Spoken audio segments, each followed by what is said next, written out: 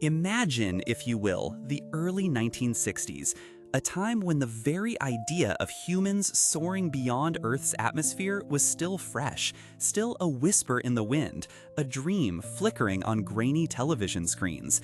It was a mere lifetime, really, since humanity had first lifted itself off the ground, achieving its very first flight. And yet, in this same era, an audacious new goal was set, one that would shatter all previous limits of ambition. We weren't just going to space, we were going to the moon, and not just to see it, but to walk upon its surface. This was the Apollo space program, an undertaking so vast, so complex, so monumentally expensive that its estimated cost, adjusted for inflation, would eventually reach a staggering $110 billion. This wasn't just a scientific endeavor, it was a race, a global declaration of intent. President John F. Kennedy, with a clarity that echoed across the nation and the world, famously challenged America to land a man on the moon and return him safely to Earth before the decade was out. It was a goal that seemed plucked from the pages of science fiction, an almost impossible deadline. Yet, it galvanized a nation, funneling unprecedented resources, talent, and sheer will into a singular, monumental purpose. Thousands of minds, hands, and hearts converged, propelled by the urgent desire to transform the impossible into reality. To achieve this, NASA had to invent, to innovate, to build from the ground up. Two primary spacecraft emerged as the workhorses of this lunar journey, each with a distinct and vital role. First, there was the Apollo Command Module. This was the true home away from home for the astronauts, the sleek, conical capsule designed to brave the unforgiving vacuum of space and the fiery re-entry into Earth's atmosphere. Far more extensive than its predecessors, the Mercury and Gemini spacecraft, the Command Module was built to accommodate a crew of 3. Here, these courageous individuals would live, work, and travel for days on end, making the vast journey to the moon and back. While the notion of plenty of room might feel relative when you consider that the crew space was roughly the size of a car interior, it was a vital, self-contained habitat, engineered for survival across hundreds of thousands of miles. It was their lifeline, their shield, and their singular vessel for returning home. But the command module wouldn't touch the lunar surface. For that, a separate, equally ingenious craft was conceived, the Lunar Module. Picture a spider-like machine, ungainly in its earthly appearance, but exquisitely designed for the airless, low-gravity environment of the moon. This dedicated lander was unlike anything ever built. It was a specialized transport, a delicate elevator, if you will, ferrying 2 astronauts from lunar orbit down to the dusty alien landscape below, and then, crucially, lifting them back up to rejoin the command module orbiting above. Its design was stripped down to absolute necessity, with no aerodynamic shaping, just pure function. It was a testament to form following function in the most extreme of environments.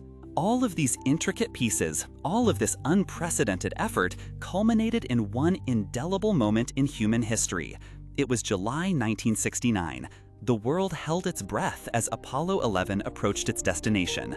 Aboard the lunar module, 2 men, Neil Armstrong and Buzz Aldrin, prepared for the descent.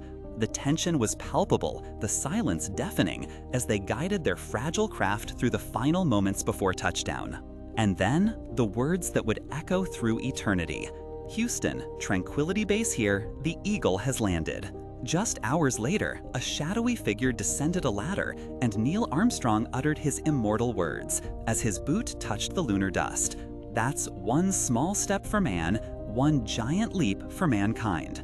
Buzz Aldrin soon joined him, and together they became the first humans to walk on the moon, a monumental achievement that fulfilled President Kennedy's audacious goal with mere months to spare before the decade closed. It was a moment of global unity, of shared wonder, of undeniable proof that humanity, when united by a singular vision, could achieve the seemingly impossible. The Apollo 11 mission was just the beginning of humanity's direct interaction with its celestial neighbor. Over the course of the Apollo program, a total of 6 missions successfully landed on the moon, each one expanding our understanding, pushing the boundaries of technology, and deepening our connection to the cosmos. In total, 24 courageous individuals journeyed to the moon, circling its desolate beauty, and an incredible 12 of them had the profound experience of walking upon its surface, leaving footprints that will remain undisturbed for millennia. The Apollo missions remain, without a doubt, the most ambitious expeditions ever attempted by humankind.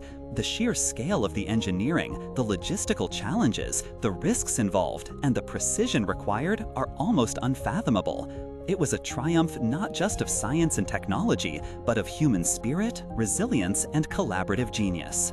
So, why spend $110 billion? Why push so hard, so fast, for something so distant? The answer lies not just in the scientific data returned or the technological advancements spurred, though these were immense. It lies in the profound shift in human perspective. Apollo showed us what we are capable of when we dream beyond our limits, when we commit to a shared grand vision. It taught us about teamwork on an unprecedented scale, about problem solving under extreme pressure, and about the sheer audacity of human curiosity. It inspired generations, proving that the sky, once seen as a limit, was merely the beginning. The echoes of those lunar footsteps still resonate today, a testament to an era when humanity reached for the stars and grasped a piece of the moon.